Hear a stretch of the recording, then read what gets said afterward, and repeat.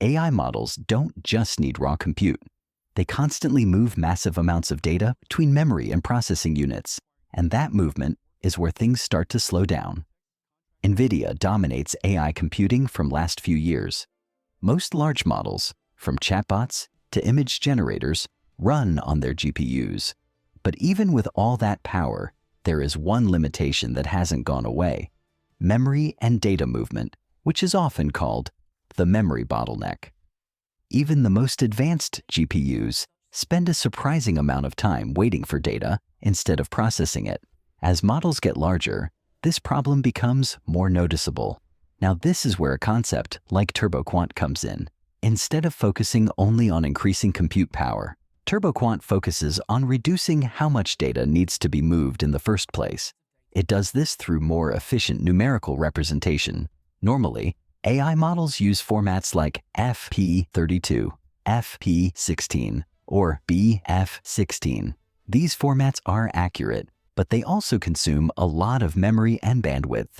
TurboQuant changes this by compressing how numbers are stored and processed, while still keeping the output accurate enough for real-world use. So instead of moving large chunks of data across the system, you're moving much smaller ones. Less data movement means faster processing. It also means lower power consumption, which is becoming a serious issue in large AI data centers. Right now, data centers running AI workloads consume huge amounts of electricity. Some estimates suggest that AI infrastructure could become one of the biggest energy consumers in the tech industry. So any improvement in efficiency is not just about speed. It's also about cost and scalability.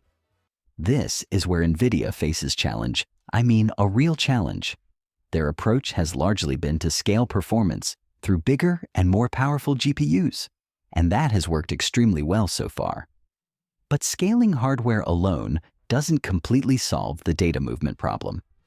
Even with faster memory and better interconnects, moving large volumes of data still creates delays and consumes energy. TurboQuant, on the other hand, approaches the problem from the software and mathematical side. How do we process more data faster? Now been replaced by, how do we reduce the need to move data at all? That shift in thinking is important, because as AI models continue to grow, simply adding more hardware becomes less efficient over time.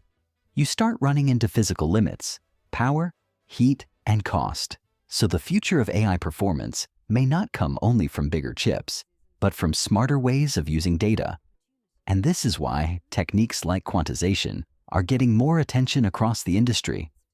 Even companies like NVIDIA are already exploring lower precision computing because they know this is a real constraint. But newer approaches like TurboQuant are pushing that idea further. They are trying to find the balance between efficiency and accuracy in a way that scales better for the next generation of AI models. This doesn't mean GPUs are going away. No, it's not. In fact, GPUs will likely remain central to AI for years. But what's changing is how efficiently those GPUs can be used. The companies that solve efficiency, not just raw power, will have a major advantage. Because at the end of the day, AI is not just about how fast you can compute. It's about how efficiently you can do it at scale. And that's where the real competition is starting to shift.